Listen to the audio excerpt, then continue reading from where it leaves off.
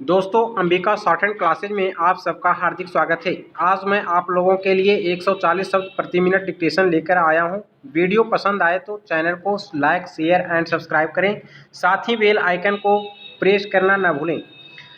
5 second में video dictation start होने वाली है। स्टार्ट। महोदय, जब तक अहिंदी भाषी हिंदी को हृदय से स्वीकार नहीं करते तब तक वह राष्ट्रभाषा का स्थान नहीं पा सकती, और यह तभी हो सकता है जब वे यह समझें कि इसमें उनका भी योगदान है और उन्होंने इससे केवल लिया ही नहीं बल्कि इसे कुछ दिया भी है, और उन पर कोई दूसरी भाषा लादी नहीं गई है बल्कि यह उनकी ही भाषा है। मेरे कहने का अर्थ यह नहीं कि आप उनकी ही व्याकरण अपना लें। इसका अर्थ यही है कि आप उदारतापूर्वक जितना ले सकते हैं ले लें। भाषा इसी प्रकार बन सकती है, यह भी आवश्यक नहीं है कि उसको स्वीकार करने पर आप वही लिखना आरंभ कर दें, परंतु जो वे लिखें उसको आप गलत न समझें। आज किसी भी भाषा का रूप वही नहीं है जो इसके प्रारंभिक काल में था। उसमें परिवर्तन होता रहता है। हिंदी के इतिहास में भी आपको यही बात मिलेगी। मैं हिंदी का कोई विद्वान नहीं हूँ, पर मैं अपने अनुभव से कह सकता हूँ कि उसमें भी पिछले 500-600 वर्षों में बहुत अंतर पड़ा है तथा पहले की और आज की हिंदी में काफ़ी अंतर है। इसलिए नवयुग में जब वह देश की भाषा बनने जा रही है तो उसमें थोड़ा अंतर करना भी पड़े तो वह स्वीकार कर लेना चाहिए, जिससे उसका अन्य प्रदेशों के लोगों के साथ मेल बैठ जाए।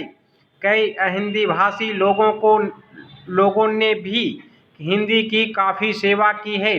आपके राज्यपाल महोदय अहिंदी भाषी हैं और इन्होंने अपनी भाषा की बड़ी सेवा की है। यह भी हिंदी के पक्ष में थे और इन्होंने बड़ा योगदान दिया, जिसके कारण हम संविधान सभा में सफल हो सके। इनका भी यही विचार है जो मेरा है। मैं चाहता हूं कि इनको भी हिंदी की सेवा करने का अवसर दिया जाना चाहिए। उसका फल हिंदी के लिए और देश के लिए अच्छा ही होगा। पैरा। मानपत्र में आपने संस्कृत के संबंध में कहा है। मैं मानता हूं कि हमारे देश में संस्कृत का अध्ययन आवश्यक है, क्योंकि देश की सभी भाषाओं का स्रोत वही भाषा है। संस्कृत से हमारा संबंध अटूट है। इसकी पढ़ाई लिखाई कम हो गई है, यह हमारे लिए दुख की बात है। मैं आशा करता हूं कि इसकी उन्नति होगी। पैरा। महोदय, मैं अपने बारे में कहता हूँ। जब मैं छोटा था और कॉलेज में पढ़ रहा था तब रूस और जापान के बीच युद्ध छिड़ा। उस समय समाचार पत्रों में जापान के संबंध में बहुत सी बातें छपा करती थीं। उनमें एक बात यह भी थी कि जापान में समूरिया जाति के लोगों ने अपने सब अधिकार वहाँ के राजा को दे दिए थे। उसके बाद जापान बड़ी उन्नति कर सका। हम लोग यह पढ़कर आश्चर्य और सराहना करते थे। उससे बढ़कर हमारे यहाँ के लोगों ने स्वराज्य स्थापित होने के बाद 1-2 वर्ष में एक उदाहरण उपस्थित करके दिखाया। हम भी अपने हजारों वर्षों के इतिहास को नहीं भूलेंगे। जो रियासतें अलग अलग स्थापित हो गई थीं और एक प्रकार से भारत कई टुकड़ों में बटा हुआ था, वे सब टुकड़े एक हो गए। आज ब्रिटिश भारत और विदेशी रियासतें मिलकर एक हो गई हैं। पैरा। उसके बाद हमारे सामने यह प्रश्न आया कि भारत के लोग केवल स्वराज्य से ही सुखी नहीं हो सकते, उनको किसी न किसी प्रकार सुखी बनाना है।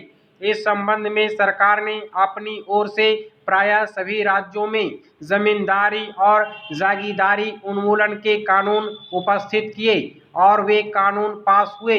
प्रसन्नता की बात तो यह है कि बहुत से स्थानों में कानून उन लोगों की स्वीकृति से तथा उन लोगों की सलाह से पास किए जिनकी जमींदारी और जागीरदारी समाप्त हो जानी थी।